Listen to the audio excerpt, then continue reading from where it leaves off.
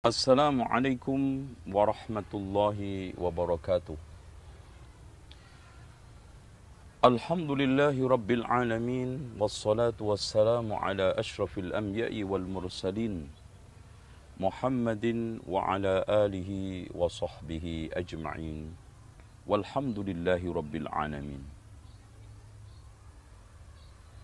Saudaraku yang beriman, yang dirahmati oleh Allah Subhanahu wa ta'ala.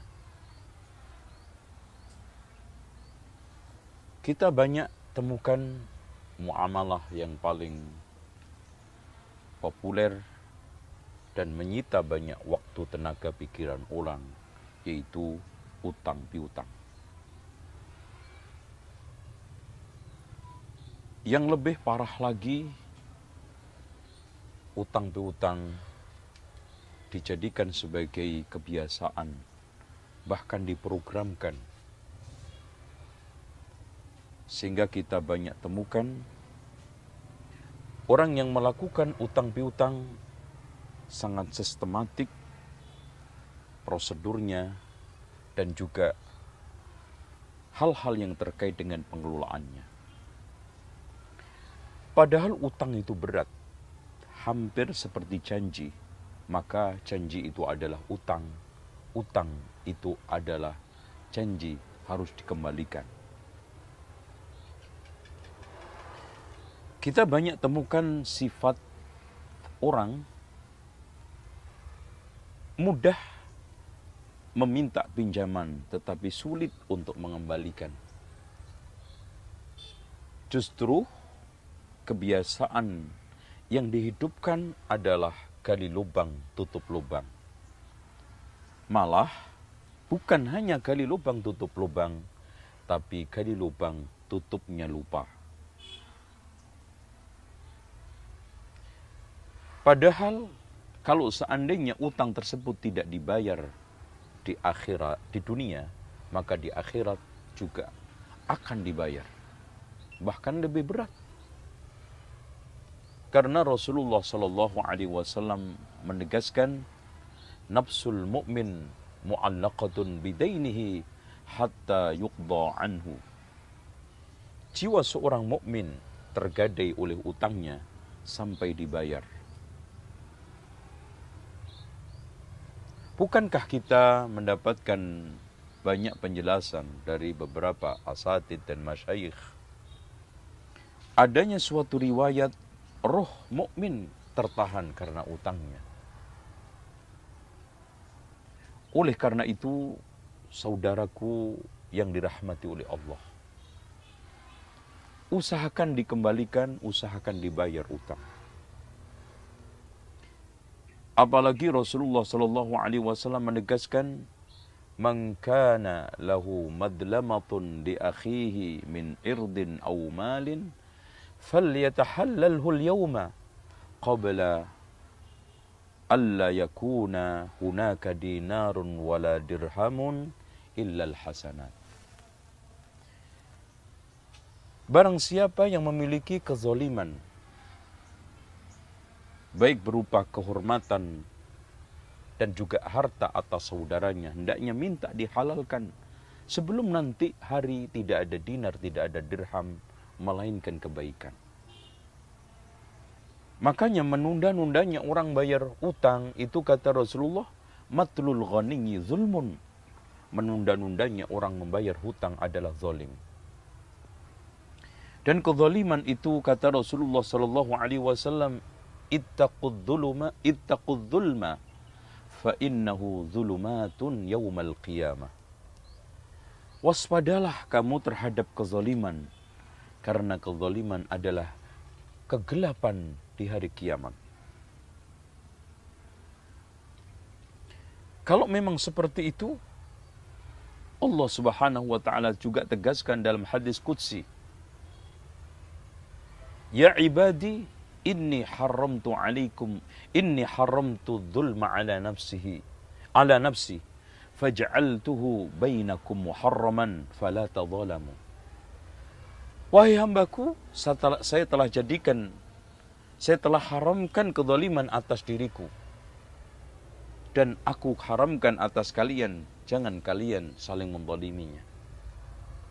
Dan Allah Subhanahu wa taala juga menegaskan di dalam firman-Nya di dalam Al-Qur'an, waqad khaba man hamala zulma, telah celaka orang yang membawa kezaliman, termasuk tidak membayar hutang. Saudaraku yang dirahmati oleh Allah Subhanahu wa taala,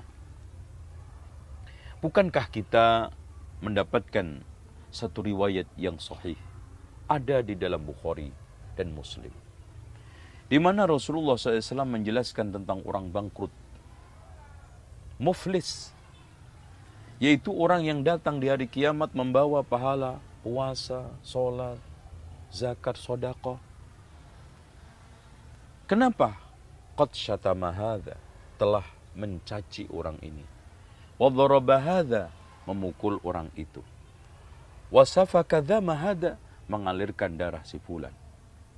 Wa akhadha mala hadza, mengambil harta si fulan. Wa akhadha hadza min hasanatihi, ini ambil dari kebaikannya. Wa akhadha hadza min hasanatihi, ini ambil dari kebaikannya. Hatta idza faniyat hasanatuhu walam yaqdi ma alaihi, sampai habis kebaikannya sebelum dia melunasi tanggungannya. Ukhida min sayyiati sahibihi, diambilkan keburukan dari yang nagih semuanya. Faturihat alaihi, dilemparkan ke dalamnya, maksudnya diberikan kepadanya. Faturiha finnar, akhirnya dia dilemparkan ke neraka jahanam. Na'udzubillah. Oleh karena itu kita harus sadari bahwa hutang pasti harus dibayar. Tapi alhamdulillah, siapa yang berusaha serius, berusaha mati-matian untuk membayar utang, kemudian sampai meninggal dunia tidak terbayar, maka kata Rasulullah SAW, ad-dainu dainan, hutang itu ada dua macam. Wa man mata wa huwa yanwi qada'ahu fa ana waliyuhu, siapa yang mati niat kuat untuk membayar utang, tapi sebelum terbayar dua sudah meninggal dunia, maka akulah yang menjaminnya. Tapi wa man mata wa huwa la yanwi qada'ahu fadaka tu'khad min hasanatihi, barang siapa yang meninggal dunia tidak pernah punya pikiran bayar, tidak terbersit, bahkan dia menghilang, lari, maka itulah yang diambilkan dari keburukannya. Dan waspadai, Rasul tidak mau menyulatin orang yang tidak mau bayar utang. Hanya karena 2 dinar. Rasulullah SAW menarik dalam rangka untuk memberikan sanksi. Ini menunjukkan berat. Sampai Abu Qatadah mengatakan, ya Rasulullah, dinarani alayya, 2 dinar saya yang nanggung. Akhirnya Rasulullah SAW mensolatkan jenazah orang tersebut. Sampai setiap ketemu, Abu Qatadah selalu ditanya, wahai Abu Qatadah, bagaimana nasib 2 dinar? Belum saya bayar ya Rasulullah. Lain kali ketemu lagi ditanya, sampai akhirnya dibayar. Apa kata Rasulullah? Al-ana baradat jilduhu, baru sekarang wahai Abu Qatadah, kulit dia dingin dari azab Allah Subhanahu wa taala. Demikian yang bisa saya sampaikan.